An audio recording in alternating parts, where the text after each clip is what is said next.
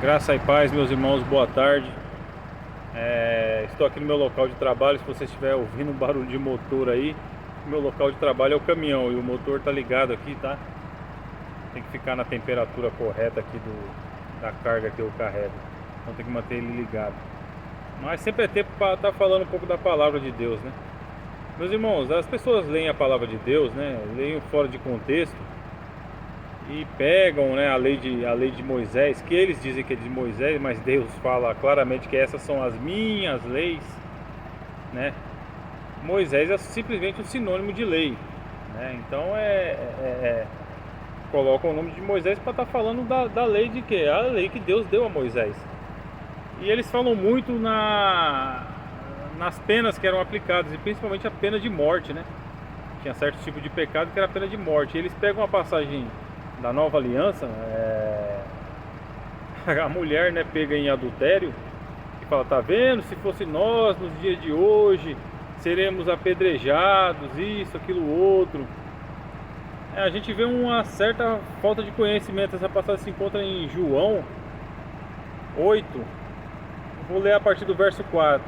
Está escrito assim: mestre, esta mulher foi surpreendida em flagrante delito de adultério. Na lei de Moisés nos ordena apedrejar tais mulheres. Tu, pois, que dizes?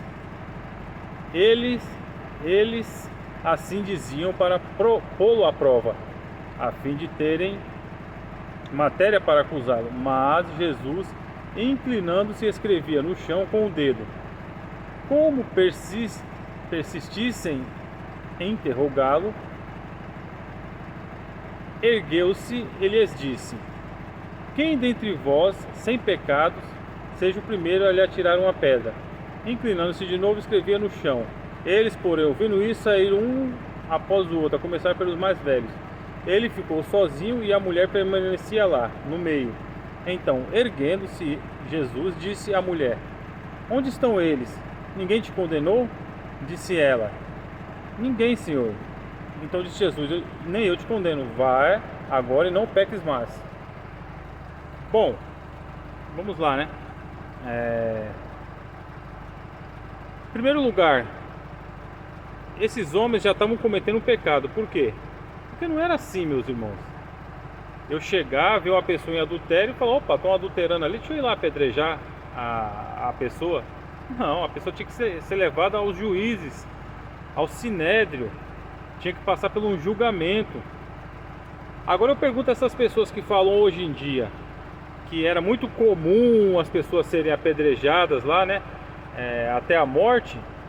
Mostrem-nos as passagens bíblicas que tá essas execuções todas. Porque as penas de morte, meus irmãos, se você for olhar a Bíblia toda, foi muito pouco, mas muito poucas as vezes que a pena de morte foi aplicada. Muito pouca. Você vê um pouco mais na saída do povo do Egito, que ali tinha que acontecer aquilo para quê? Para dar o exemplo. Mas as penas de morte eram pouquíssimas vezes aplicadas. Mas as pessoas pegam e falam: tá vendo? Era muito comum. Não, não era comum. Pelo contrário, eles iam para os juízes e iam. Mas olha, era muito raro a pessoa sofrer uma pena de morte. Então a gente tem que entender a Bíblia como ela é.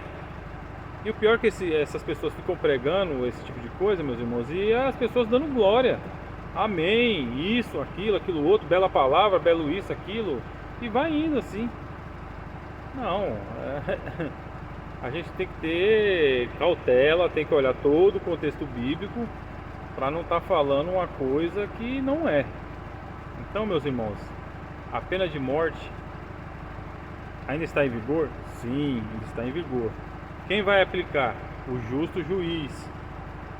Quem é o justo juiz? O nosso Senhor, Yeshua, Jesus, como você preferir. Ele vai aplicar a pena de morte, como diz a palavra dele, né? Vão ser lançados no fogo, né? Que é a segunda morte.